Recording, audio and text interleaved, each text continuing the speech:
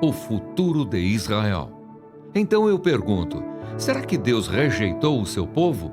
De modo nenhum, porque eu também sou israelita, da descendência de Abraão, da tribo de Benjamim. Deus não rejeitou o seu povo, a quem de antemão conheceu. Ou vocês não sabem o que a Escritura diz a respeito de Elias, como pediu com insistência diante de Deus contra Israel, dizendo: Senhor, mataram os teus profetas, derrubaram os teus altares, sou o único que sobrou e procuram tirar-me a vida. Mas qual foi a resposta divina? Foi esta: reservei para mim 7.000 homens que não dobraram os joelhos diante de Baal. Assim também nos dias de hoje sobrevive um remanescente segundo a eleição da graça. E se é pela graça, já não é pelas obras. Do contrário, a graça já não é graça. Que diremos então? O que Israel buscava, isso não alcançou, mas a eleição conseguiu isso. Os demais foram endurecidos, como está escrito. Deus lhes deu um espírito de profundo sono, olhos para não ver e ouvidos para não ouvir, até o dia de hoje. E Davi disse: que a mesa deles se transforme em laço e armadilha, em tropeço e punição. Que os olhos deles se escureçam para que não vejam, e fiquem para sempre encurvadas as suas costas. Então eu pergunto, será que eles tropeçaram para que caíssem? De modo nenhum.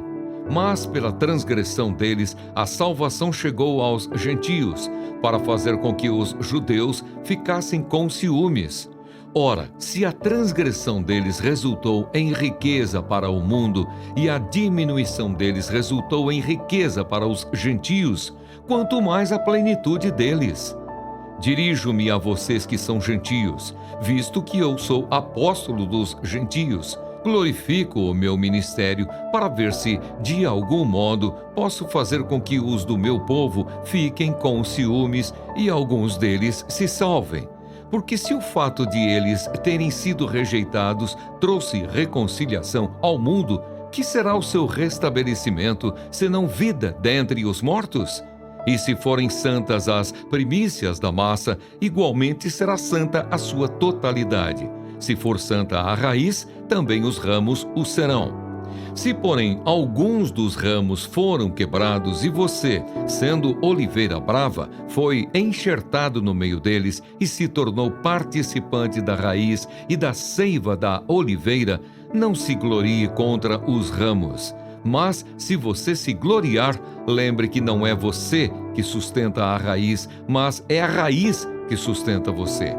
Então você dirá: alguns ramos foram quebrados para que eu fosse enxertado. Correto. Eles foram quebrados por causa da incredulidade, mas você continua firme mediante a fé. Não fique orgulhoso, mas tema.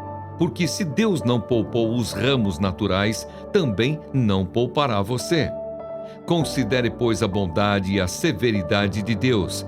Para com os que caíram, severidade, mas para com você, a bondade de Deus, desde que você permaneça nessa bondade.